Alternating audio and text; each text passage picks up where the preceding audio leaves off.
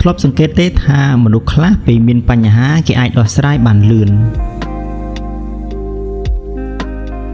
ខ្លះទៀតពេលមានបញ្ហាតូចៗក៏អាចធ្វើឲ្យវាคล้ายជាបញ្ហាធំភាពខុសគ្នានោះគឺរបៀបគិតថ្ងៃនេះខ្ញុំនឹងចែករំលែកវិធីសាមញ្ញមួយចំនួនដែលអាចជួយឲ្យអ្នកគិតឆ្លាតនិងគិតបានលឿនល្អជាងមុនមនុស្សឆ្លាតមិនមែននិយាយភ្លាមទេពេលមានរឿងអ្វីមួយកើតឡើងគេគិតសិនមុននឹងនិយាយឬធ្វើអ្វីមួយការគិតមុននិយាយជួយឲ្យយើងជៀសវាងកំហុសជាច្រើនមនុស្សដែលគិតឆ្លាតតែងតែសួរសំណួរឧទាហរណ៍ហេតុអ្វីរឿងនេះកើតឡើងតើមានវិធីល្អជាងនេះទេ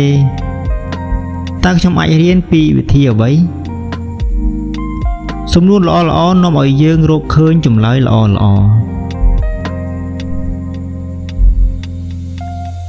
មនុស្សឆ្លាតមិនមែនរៀនតែពីសៀវភៅទេ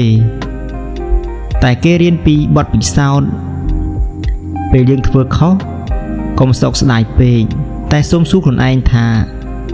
តើខ្ញុំអាចរៀនពីកំហុសអ្វីបើអ្នករៀនពីបទពិសោធន៍អ្នកនឹងកាន់តែឆ្លាតជាងមុន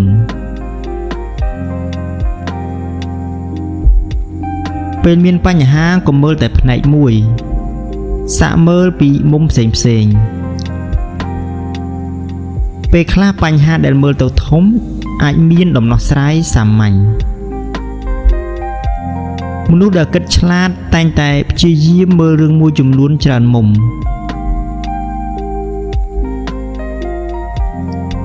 ការគិតឆ្លាតមិនមែនកើតឡើងដោយចៃដន្យទេវាកើតឡើងពីការរៀនការអាននិងបទពិសោធន៍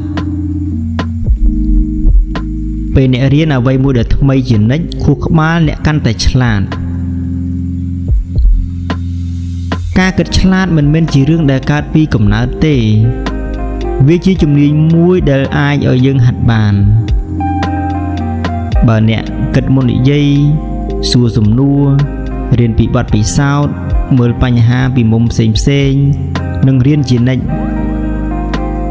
អ្នកនឹងក្លាយជាមនុស្សម្នាក់ដែលគិតឆ្លាតជាងមុន